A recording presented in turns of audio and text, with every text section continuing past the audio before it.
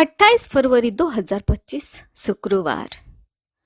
अब वे दो नहीं बल्कि एक शरीर हैं। पहला पाठ प्रवक्ता ग्रंथ अध्याय 6 पद संख्या 5 से 17। प्रिय शब्दों से मित्रों की संख्या बढ़ती है और मधुर वाणी से मैत्रीपूर्ण व्यवहार। तुम्हारे परिचित अनेक हों किंतु तुम्हारा सशस्त्रों में एक है। परीक्षा लेने के बाद किसी को मित्र बना लो, उस पर तुरंत विश्वास मत करो। कोई मित्र अवसरवादी होता है, वह विपत्ति के दिन तुम्हारा साथ नहीं देगा। कोई मित्र शत्रु बन जाता है और अलगाव का दोष तुम्हें ही देता है। कोई मित्र तुम्हारे यहाँ खाता पीता है किंतु विपत्ति के दिन दिखाई नहीं देता। समृद्धि के दिनों में वह तुम्हारा अतरंग मित्र बनकर तुम्हारे नौकरों पर रोब जमाता है, किंतु दुर्दिन आते ही वह तुम्हारा शत्रु बनकर तुम्ही से मुंह फेर लेगा। तुम अपने शत्रुओं से दूर रहो और अपने मित्रों से सावधान। सच्चा मित्र प्रबल सहायक है, जिससे मिल जाता है उसे खजाना प्राप्त है। सच्चा मित्र का अमूल्य निधि है, उसकी कीमत धन से चुकाई नहीं जा सकती। सच्चा मित्र संजीवन है, वह प्रभु भक्तों को ही प्राप्त होता है। प्रभु भक्त मित्रता का निर्वाह करता है, वह जैसा है उसका मित्र वैसा ही होगा। यह प्रभु की वाणी है। ईश्वर को धन्यवाद।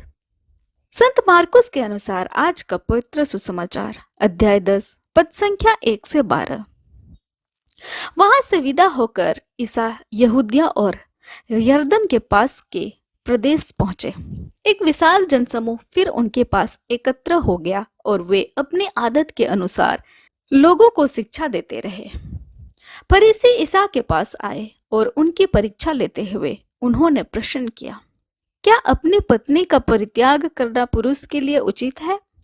ईसा ने उससे उत्तर दिया, मूसा ने तुम्हें क्या आदेश दिया है?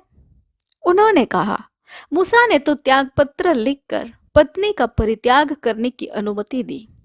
ईसा ने उनसे कहा, उन्होंने तुम्हारे हृदय की कठोरता के कारण ही यह आदेश लिखा, किंतु सृष्टि के प्रारंभ से ही ईश्वर ने उन्हें नर और नारी बनाया। इस कारण पुरुष अपने माता पिता को छोड़ेगा और दोनों एक शरीर हो जाएंगे। इस तरह अब वे दो नहीं बल्कि एक शरीर है।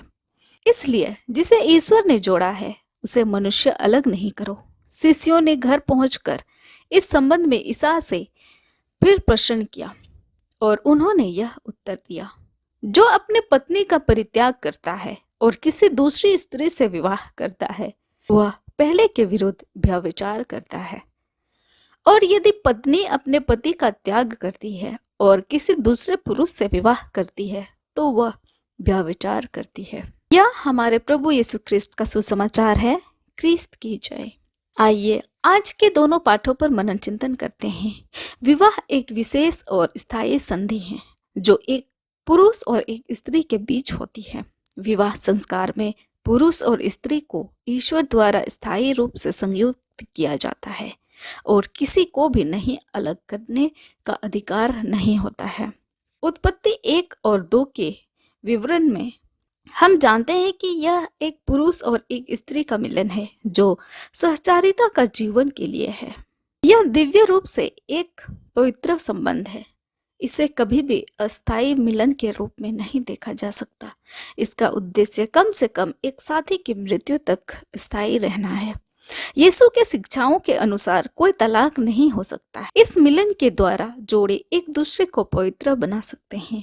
संत पौलुस कहते हैं, विश्वास नहीं करने वाला पति अपने पत्नी द्वारा पवित्र किया गया है और विश्वास नहीं करने वाली पत्नी अपने मसीही पति द्वारा पवित्र की गई है। आइए हम हमेशा विवाह और परिवार की पवित्रता का सम्मान करें। आमीन। आप सभी को जय यीशु।